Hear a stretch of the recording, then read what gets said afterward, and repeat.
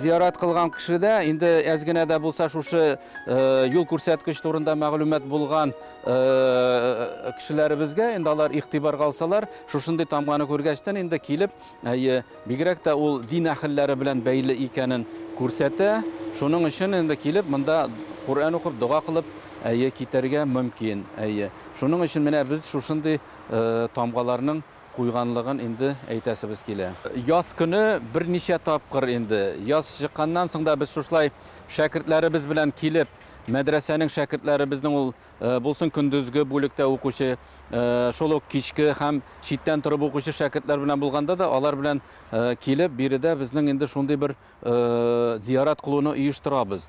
Һәм аның алдыннан әлбәттә шул ук зиратларның шушы маршрут буенча йөреп чыгып, аларны бер чистартып, тәртипкә салып китә торган гадәтебез бар, шул ук шәкертләр белән бергә килеп.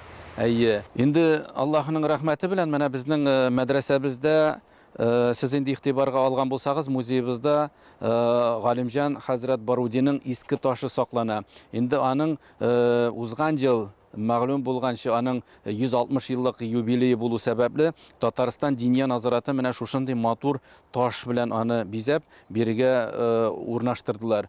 Инде алдангы ташы, иске ташы әлегә хәллек булган, ансын инде без үзебезнең мәдрәсә музеена алып кайттык. Менә шушындый вакыйгалар монда күп. Теге кабер ташларын үзгәрткәндә аның иске ташларны кая куерга дигәндә, менә барыбер шуның өчен аерым бер музей кебек шушы җирлектә дә була инде аны оештырырга. Киләчәктә бәлки Аллаһ Тәала насыйп әйләр шушындый бер музей кебек әйберне дә булдырырга. Инде Аллаһның рәхмәте белән, мөхтәрәм җәмәгать, безнең инде менә бу ел зур галимыбыз, олуг галимыбыз, инде аны бер сүз белән генә әйткәндә, галим дип әйтергә кирәк, бөтен яктан үз иченә алган Шиһабетдин Марҗани хәзрәтләрнең быел 200 еллыгы.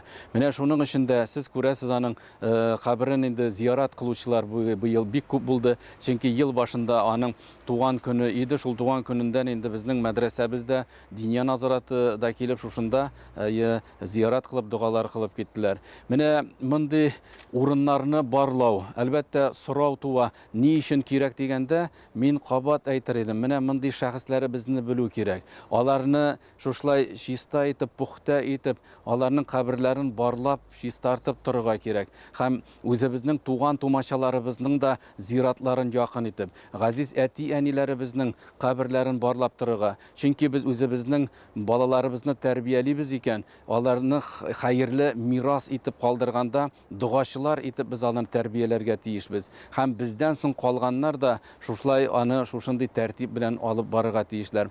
Аллаһ Тәаланың рәхмәте белән бу хәерле эшләребез дәвамлы булыр. Аллаһ Тәала каршысында да хәер эшләгән эшләребезне Аллаһ Тәала кабул итер һәм киләчәктә дә үзенең рәхмәтен алып яшәргә һәм тынычлыкта гомерләребезне кичерергә насыйп әйләсен. Әлбәттә, бисмиллаһир-рахманир-рахим. Инде Аллаһның рәхмәте белән без инде менә ислам динен кабул итәгән 1000 ел исемендәге мәдрәсә үз вакытында безнең менә шушы яңа бистәгә 1998 елны күчкәннән соң анарга хәтлегендә без Хади Такташ урамында безнең мәдрәсә урнашкан иде.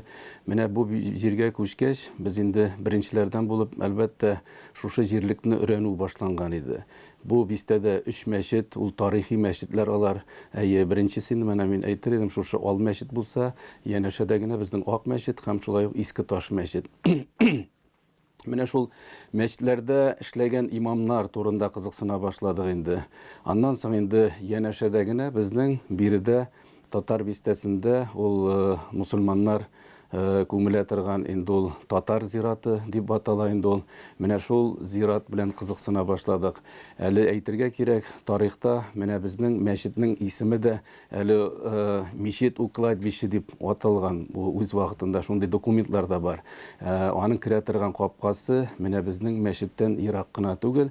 Хәзер инде ул завод булу сәбәпле биредә ул капка ябылган һәм капканы башка яктан ачканнар. Менә ул зират белән кызыксына башладык. Әлбәттә, аның тарихы шулай ук тирән инде ул. Ул 18-нче гасырларның беренче яртысында ачылган зират. Ул 26 гектар җирне тәшкил итә торган. Инде мин әйтер идем, иң шушы үз вакытында ул Казанда иң кирәкле, ягъни төп зиратлардан булып инде бөтен күмелү шунда алып барыла торган булган.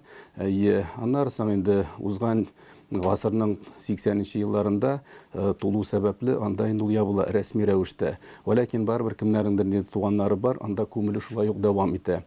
Менә монда безнең инде үзебезнең дә үзгәреш вакытлары килеп җиткәннән соң кызыксына башладык. Үзебезнең галимнәребез белән, дин әһелләре белән, бигрәк тә шушы инкыйлабка хәлек булган мәчетләребездә эшләгән имамнарыбыз турында һәм аларның күбесе биредә дәфен кылынган. Бигрәк тә теге ниндидер бер чолганыш вакытларын күз алдына китерсәгез, әле ул 90-нчы елларның урталарында безнең инде шәкертләребез мәдрәсәләрдә гыйлем ала башлагач, чит илләргә китеп һәм төрле җирләрдә гыйлем алып кайтканнан соң ниндидер бер каршылыклар килә башлагач, бездә шундый уяну булды, үзебезнең галимнәребезнең эшен өйрәнү. Әле хәтта аларның эшен генә өйрәнү түгел, аларның кайда дәфен кылынган урыннарына хәтлек эзләү булды. Менә безнең әйтәмеш әле Туфан аганыкы да, менә Миркасыйм ага Узмановныкы да, безнең Бакый ага урманчы монда. Хәтта менә Әсхәт абый Галимҗанов ул үзе безнең мәдрәсәдә берничә тапкыр булды. Әсхәт абый Галимҗанов бу.